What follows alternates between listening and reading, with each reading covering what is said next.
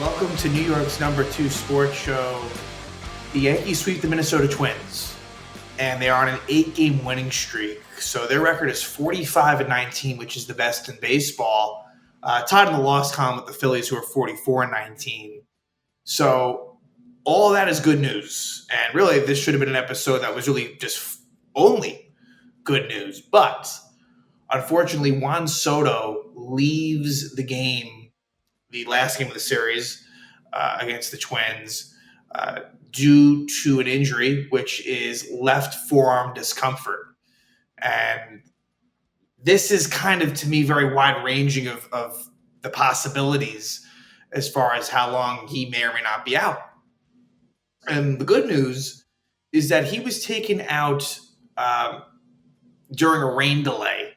So, rain delay happens, I think, after about 5 innings or so. So I think in around the 6th inning is when this rain delay happens. And the Yankees, they were up by 3. I mean, the score isn't such a big factor here, because it wasn't like it was a blowout. The game was still within reach.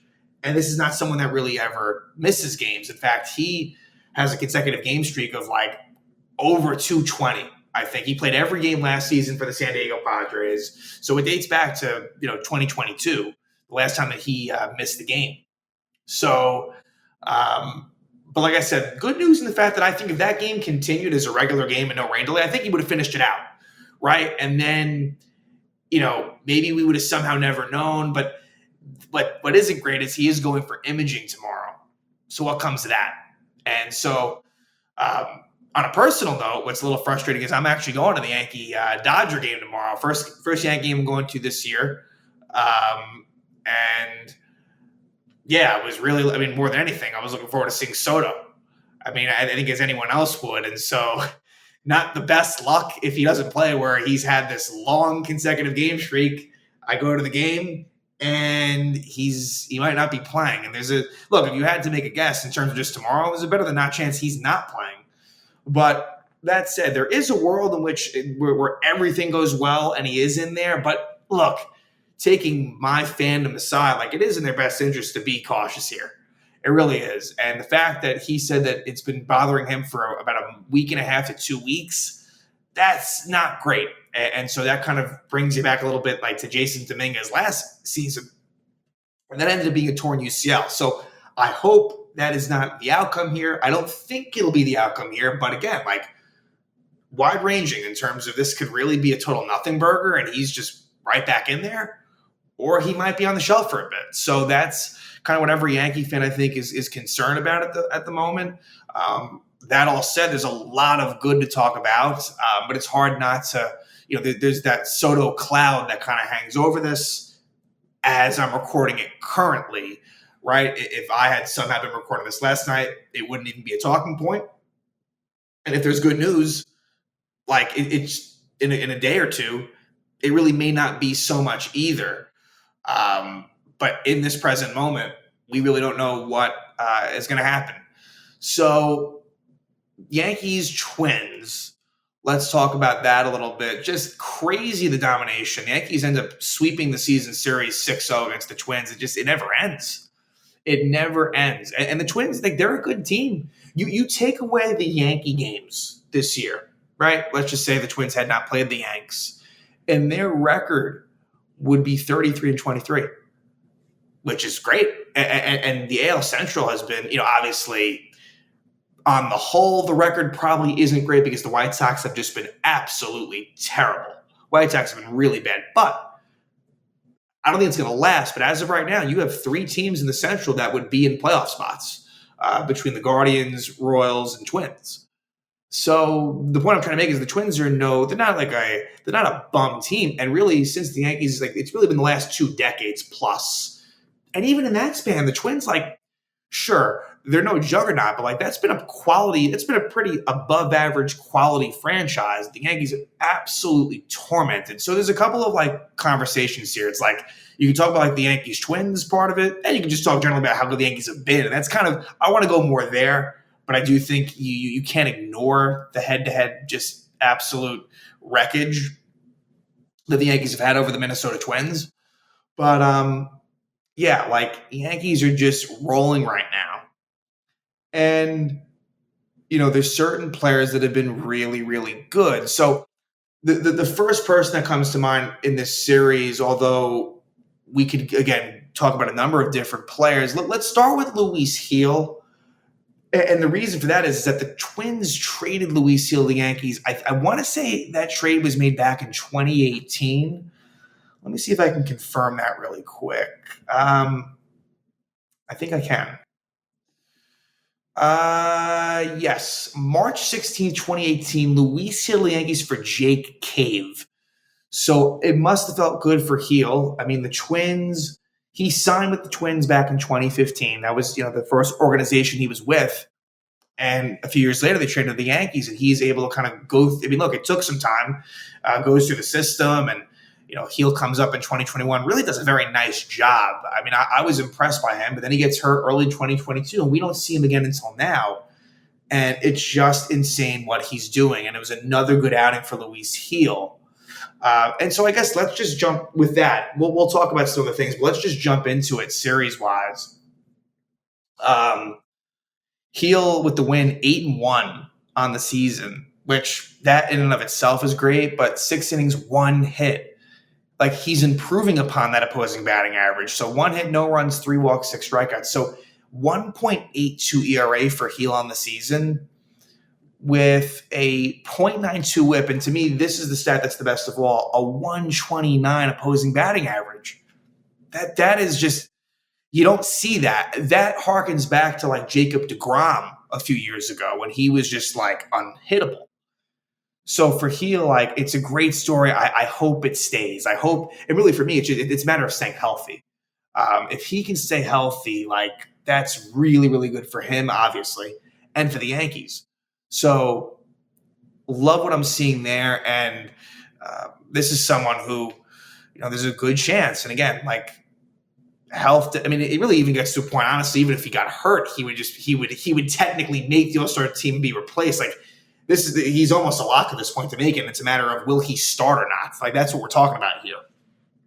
It's insane. He is putting up even better than Garrett Cole numbers. And Garrett Cole is coming off of a Cy Young Award last year. So there's that. And so Gil goes against his former team. For the Twins, it was Bailey Ober. And he was okay. Certainly not dominant, but he goes 5 innings, 3 hits, 3 earned runs, 4 walks, 2 strikeouts. So that ratio is not so good. But only the 3 hits, and the 1 homer he allowed was just a wall scraper, a Yankee Stadium short porch job by Gleyber Torres. But let me just, I guess, at this point, go quickly through player by player offensively. And I guess giving evaluations defensively as well. Anthony Volpe, really love what I'm seeing from him. I think right now he has a 30-plus game on-base streak. So the hitting streak ended, but he's got an on-base streak. I want to say it's, at this point, probably around 32 games, give or take. And his defense has just been splendid. For someone who won the Gold Glove last year, he's been more impressive this year defensively to me. Look, are there going to be mistakes made? Yes. When you're a shortstop, like, it's going to happen. There's a lot of action, in his direction. But Volpe just, sparkling play after sparkling play. It's been great. Juan Soto, he was continuing to be an on-base machine. And, obviously, even though he has the left forearm discomfort, it really has not affected him much. But obviously, we spoke about Soto at length. Aaron Judge, just, it's insane. It's insane what he's doing. And he actually surpassed Soto RBI-wise, which that's crazy too. He ends up, the first game of the series was good. He didn't homer, but he ends up going 2 for 3 with the walk, a couple RBIs, like, really good stuff for Judge. He had a 2-run double. But then in game 2, 5 RBIs, not including a home run. So he actually didn't homer in this series, but 5 RBIs in game 2. The one negative on Judge that we'll talk about was that might have been his first start in left field at Yankee Stadium. If it wasn't his first, it was like his second. But he's new to left field. He had one play where, like, it was pretty bad, where, like, it ends up dropping in fair. I think it was a ground rule double, and, like, he kind of shot away from it. It wasn't a great look. Now, we know Judge has the best of intentions, and I'll chalk it up to just him not being really comfortable out in left field. But it is something to think about, right? Where Judge, he's a right fielder by trade. He makes it work in center field, I wouldn't say like he's an amazing center fielder, but he makes it work out there. Left field, who knows? Especially in Yankee Stadium, that could be tough. But just something to think about. Alex Verdugo, he actually sat game 3. He was fine because he ended up coming in for Soto as an injury replacement. So Verdugo, he continues to be a really important piece in that lineup, either in that 4 or 5 spot. I like that's good. It's good that he's provided what he has. The numbers are not eye-popping, but they're very solid. And his defense has been – that's what I should mention. The defense, really good. He made some really good plays, I guess more so in Game 2 with Rodon on the mound. Giancarlo Stanton, he has been locked the fuck in at the plate. He homered in Game 1. And he's just – the walks are kind of building, just the hard hits, just good stuff, really, the whole series for Giancarlo Stanton. So for him, let me see, 794 OPS, pretty good. 15 homers, 36 RBIs, staying healthy. And look, the batting average 239, it's not great, but honestly, with Major League Baseball these days, that's probably right around average for batting average. Maybe slightly below, but I got to think, when you're in the 240s like that, 240s these days is kind of like what maybe the 260s were in yesteryear. But either way, Giancarlo Stanton, really like what I'm seeing from him. Let me get into some more negative stuff. Anthony Rizzo just does not look good at all. And I am concerned about that. I am concerned about Anthony Rizzo. I don't know that he'll return to old form. There's nothing you can really do about it right now. I think if Soto's out, I don't love Rizzo. Look, Rizzo at that point, he's going to be batting like 5th on most nights. And, again, you can't have it all. And so not everyone in the lineup is going to be, clicking. But, yeah, with Rizzo, I'm not loving what I'm seeing. I don't know, if we're going to see him get back to his old self. Gleyber Torres, he's actually been kind of steadily. Look, his numbers at this point are probably better than Rizzo's. So let's see. Gleyber, 232 with a 650 OPS. Rizzo, 233 with a 647 OPS. So basically almost identical. And this is after Gleyber got off to a terrible start. So Gleyber's steadily picking it up. I got to say, he's been a nice, in that bottom of the order, Gleyber is really someone that's provided some pretty big hits lately. And then, of course, the catcher combination of Trevino and Wells, they were really hot at one point. Not as much lately, but still, I have no issues with them, in terms of offensively, defensively. It helps when you're winning. But, yeah, for them, they're doing what they're doing, and they're making contributions. And then DJ LeMahieu, that's another thing. I'm not going to put him in the same category as Rizzo, but for LeMahieu, I'm also – and this was, again, I was the biggest DJ LeMahieu fan, in his best years. Look, I was probably more of a fan of him than Judge's, to be honest. But for DJ, I don't know. I'm going to be patient with that. I'm not going to make quick judgments because he has been out, and so it's going to take some time to get back going. But don't be surprised if LeMahieu underwhelms. That's just my feeling on it. I think hopefully he can limit the strikeouts. Hopefully the walk to strikeout ratio is solid. Make solid. He's not going to hit for much power, I don't think, at this point. But yeah, for DJ, I don't know.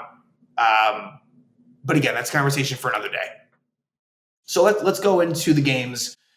Game 1, like I said, Gleyber Torres with just it was a Yankee Stadium home run. I mean, it went 349 feet.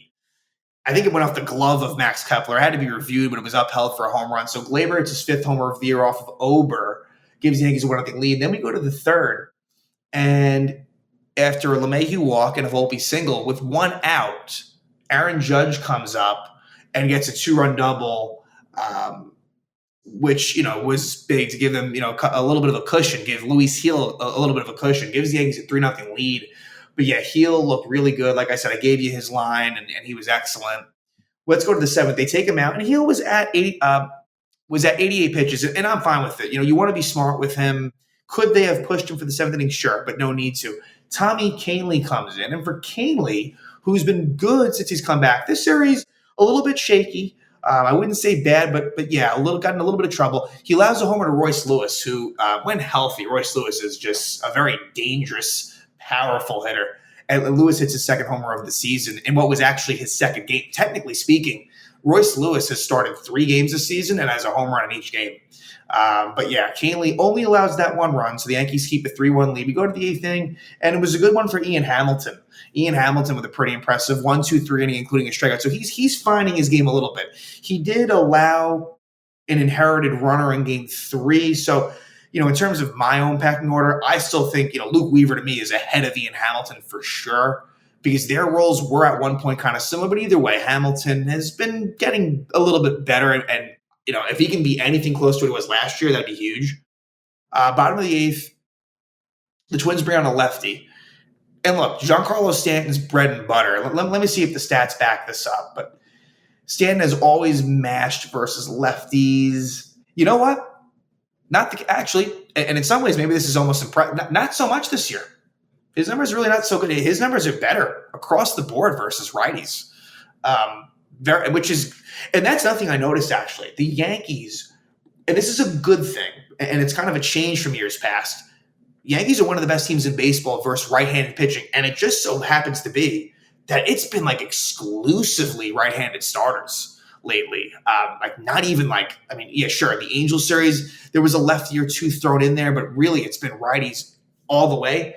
This series it was, and against the Dodgers it will be as well. But versus lefties, Yankees actually pretty pedestrian, pretty middle of the pack, so just something to consider. But either way, in the 8th inning, you get a 1-out single by Judge, and with 2 outs, Stanton just hits a mammoth 2-run homer, his 15th homer of the year, to give the Yanks a 5-1 lead. We go to the 9th inning, and Luke Weaver just has been so good.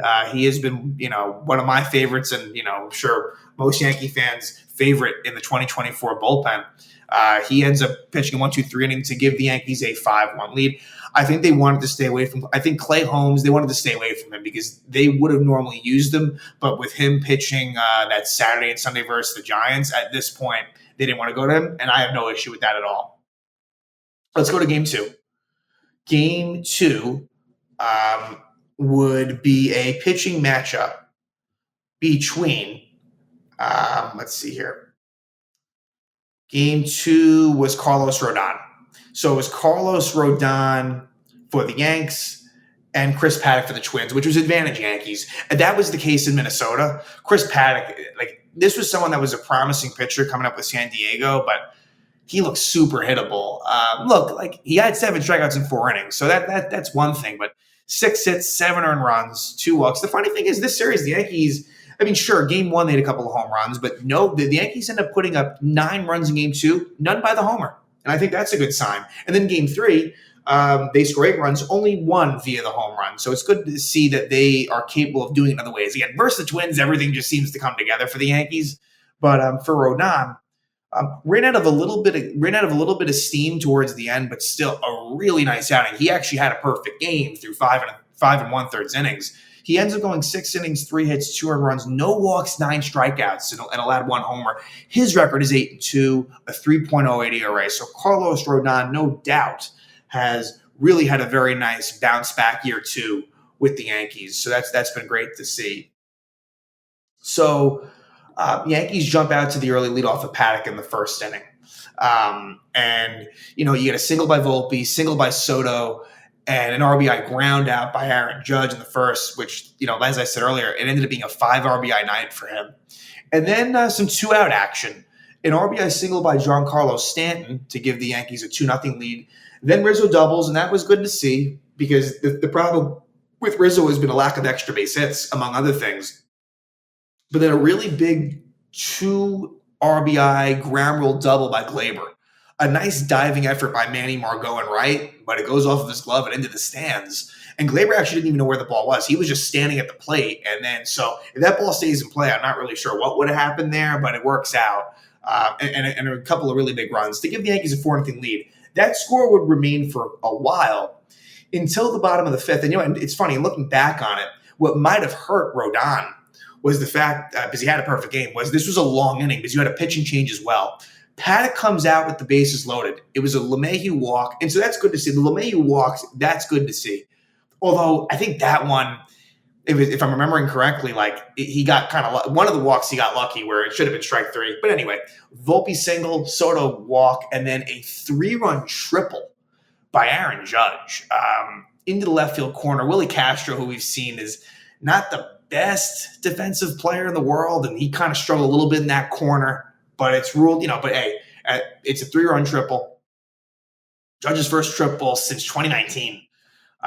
Gives the Yankees a 7-0 lead. That was off of Diego Castillo as well, and then Alex Verdugo with a sac fly. So the good thing with Judge is he's looking, very, obviously he's coming off of an injury last year that sidelined him for a while. He's looking pretty good health wise, but let's hope that remains the same, because I probably would have said the same thing about Soto, not knowing that he was dealing with the left forearm discomfort. So 8-0 Yanks at that point. And then in the 6th, with 1 out, not only does the perfect game go away, the no-hitter go away, but the shutout too, because Carlos Santana hits his 9th homer. Opposite field shot off of Rodon. And so it's 8-1. And then later in the inning, like I said, he gives up a few more hits. It's a sac fly for Carlos Correa. Makes it 8-2, and that would be the score at the end of the 6th. He comes out at that point. And then the Yankees add one more run in the 6th due to a bases-loaded walk by Aaron Judge. So a lot of walks by the Yankees. They ended up, at least in this stretch of time, where and that might have been the one where LeMahieu got a little bit fortunate. But a couple of LeMahieu walks, a couple of Soto walks, and Josh Staumont came in for Castillo and walked Judge to make it 9-2.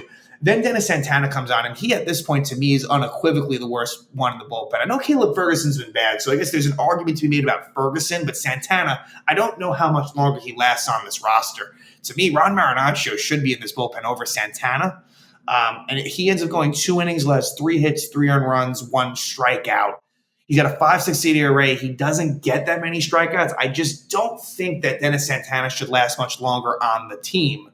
But Royce Lewis, as he did the night before, he homers in the 7th inning. It's his 3rd homer of the year, makes it 9-3. Then you eventually get an RBI ground out by Byron Buxton to make it 9-4. In the 8th, Santana allows another run, and it would end up being an RBI ground out by Correa to make it 9-5. We go to the 9th inning, and Michael Tonkin, who you know what? He's actually been pretty good, and he bounced around a lot this year. He was on the Mets a few times, actually. I think he had been on the Braves previously. And Tonkin has kind of been finding it. And so that's what I'm talking about in terms of, like, it looked like for a while, okay, Tonkin's kind of that last guy. Not really. Not really. I think Santana is definitely worse than him. But Tonkin ends up pitching a 1-2-3 ninth, including a couple of strikeouts. So he, again, you go to that Matt Blake school and you tend to put up good numbers. This kind of feels like what the Yankees are doing feels like what we've seen from the Rays in recent years, where they're able to pick these guys up off the scrap heap, and they're able to really put up some good numbers. So the Yankees win 9-5. At that point, they clinched the series, and now they're going for the series winning. So I should also mention that now the Yankees, if memory serves me correct, are now, I believe, undefeated in their last 10 series. So, May was really good, and June is starting off, well for the Yanks. And now let's finish it out. Last game of the series, and this is where Soto leaves the game, and there was a rain delay. Marcus Stroman versus Pablo Lopez. And what was great was the Yankees just, they got to Pablo Lopez. I mean, Lopez is someone, he really is, he's had a tough year. He has, but like Pablo Lopez when he's on is really one of the better pitchers in baseball. And he ends up going 4 innings, 4 hits, 7 earned runs, 6 walks, 4 strikeouts, and a homer. Just 6 walks in 4 innings. That is just the Yankees doing what they do this year. But Lopez, not a great outing at all. Marcus Stroman struggled too. So Stroman, who had been on a bit of a run, and look, he kind of got screwed by that Judge play I talked about in left field, where if that play is made, the line may end up looking drastically different, because that doesn't go down as an error. It goes down as a hit. So Stroman ends up not qualifying for the win, which I'm sure was frustrating, because it was a win that he could have easily had. The Yankees were in position. The Yankees were up by a lot of runs. All he had to do was go 5 innings, and he would have gotten it. He ends up going 4 2/3 innings, 6 hits, 5 earned runs, 2 walks, 2 strikeouts, and a couple of homers. So he wasn't great. It's not as if it's not as if that one play just, is an excuse, because he wasn't great, but it seemed like he was going to do his normal Stroman stuff and kind of like wiggle out of it. And that didn't really happen. Bullpen was superb in this game. Hamilton, Gonzalez, Weaver, Canely, Holmes combined for what was it, 13 outs? Um, 13 outs, no runs. So really good job by them. But yeah, like I said, Verdugo didn't get the start, just a regular day off. Nothing to be alarmed about there, but he did come in for Soto. And then as well, DJ LeMahieu took a seat, and Oswaldo Cabrera made the start at third base. So Carlos Correa, he homers to start out the first inning, opposite field homer, his fifth homer of the year. It's off of Stroman. But the Yankees were able to respond in the second, and it was actually Trent Grisham who homers. He had not gotten a hit in a while. His numbers are not good, but it's his first Yankee Stadium home run as a Yank. So Grisham, who had a nice night actually, gives the Yankees a 2-1 lead at that point. Then in the third inning, Christian Vasquez homers, his second homer of the year. He's been a bit of a Yankee killer over the years, getting back to his time with the Red Sox. So a lot of homers early on in this game, ties it up at 2. But then we go to the bottom of the third. And 3 straight walks. Soto, Judge, Stanton, and then Rizzo strikes out. Now, Rizzo did get hurt during this at-bat, but not a great looking at-bat by Rizzo nonetheless. But Glaber, and it wasn't hit well. And, it was kind of similar in some ways to the game before, where it's an opposite field, true run double for Glaber to give the Yankees a 4-2 lead. That was a really big hit. And then Austin Wells with the sac fly to make it 5-2. So Austin Wells, I like the numbers aren't good. Like 196 batting average with a 578 OPS, but yet I just like the way it looks for Austin Wells. I continue to say that I think that the numbers are worse than what they should be. So the Yankees take a 5-2 lead. We go to the bottom of the fourth, and the Yankees score a couple more runs. And it was really Anthony Volpe being the one that made it happen. He gets a 1-out single. Then with 2 outs, Judge walks. And so first and second, 2 out with Stanton up. It's a double steal. Volpe still third, Judge still second. Vasquez tries to throw Volpe out of third, and the ball goes into the outfield. So it's an error by Vasquez, allowing Volpe to score and Judge to go to third. I believe that was the case. And yeah, it was. So that makes it 6-2. And then Giancarlo Stanton, while he's still up, he gets an RBI single to make it 7-2. So Stanton, really nice night. He ends up reaching base 4 times in this game, 3 walks. So yeah, 7-2 Yankee lead there. Then in the fifth is where Stroman gets into trouble, and he's unable to finish the inning. 1-out double for Alex Kirilloff. Sorry, not 1 out. It was a walk by Larnach, then a double by Kirilloff, then a sac fly by Correa. Then it was that ground rule double by Kepler. And that was the one that Judge just messed up, to be honest. So that makes it 7-4. Then you had a ground out to Willie Castro, and then he hits Jose Miranda. So we had a chance to get the 5 innings. He doesn't get it. Ian Hamilton comes in and gives up one of Stroman's runs. An RBI single by Carlos Santana off of Hamilton, but then Hamilton gets Kyle Farmer to ground out. So that makes it, what's the score at that point? 7-5. Then at the bottom of the fifth, Cole Sands comes on for Pablo Lopez. You get a 1-out single by Wells, then another single by Oswaldo Cabrera. First and third, 1 out, sac fly Trent Grisham. So a 3 RBI night for Trent Grisham, makes it 8-5 Yankees, and then the rain delay comes in the 6th inning. And that is where we see Alex Verdugo replace Juan Soto coming out of what was like a 1-hour rain delay. So Verdugo goes to left, and Judge moves from left to right. And there was no runs from here on out for either side. So 8-5 before the rain delay, 8-5 after the rain delay. Victor Gonzalez, he was able to put up a scoreless 8th inning, to get into a little bit of trouble, but was able to get a key strikeout of – oh, no, sorry. Incorrect. Gonzalez actually got the first 2 outs, then allowed a walk. Then Luke Weaver came on. His first batter singled, but then he got Max Kepler to strike out, and Kepler at that point was the tying run. Then let's go to the 7th, Luke Weaver, 1-2-3 inning. So his pitch count was low. I wasn't sure if maybe they would go with Luke Weaver to start the 8th. I'm hoping by them not doing that, it allows him to be available tomorrow versus the Dodgers, but time will tell whether that's the case. But Tommy Kahnle pitches the 8th inning, and there was a couple of strikeouts, but also a walk and a single mixed in there, and then a really nice play by Anthony Volpe. Carlos Correa hits a nice hard ground ball. Volpe in the hole makes a nice play and gets the out at second. So Kahnle is able to survive that inning, and really thanks to great defense by Anthony Volpe. And then Clay Holmes comes on in a save situation in the 9th inning. Looks pretty good doing so. There was a single in there, but Holmes does the job, gets his 18th save of the season, and the Yankees get the sweep versus the Twins. They win 8-5, and their record is now 45-19. Really, really good. And now we have the Dodgers series. Really looking forward to what should be a fun Yankees Dodgers series, the Dodgers have not played at Yankee Stadium since 2016, and so we've seen that where the Yankees hadn't played at San. Oh no, not the case with San Francisco, but with the way it worked out with San Diego, they had not gone to San Diego since I guess potentially 2016, and then it ends up being the case where the Dodgers have not come to Yankee Stadium since that time. So a lot has changed since then. For both teams, but really more so in the case of the Yankees, where at that point Aaron Judge was struggling as a recent call-up, and Gary Sanchez was just really the one big hope that the Yankees had. And so obviously a lot has changed since then. But it'll be Yamamoto for the Dodgers for Game 1. So I'm excited going to this game. Like, I think the best pitching matchup is Game 3.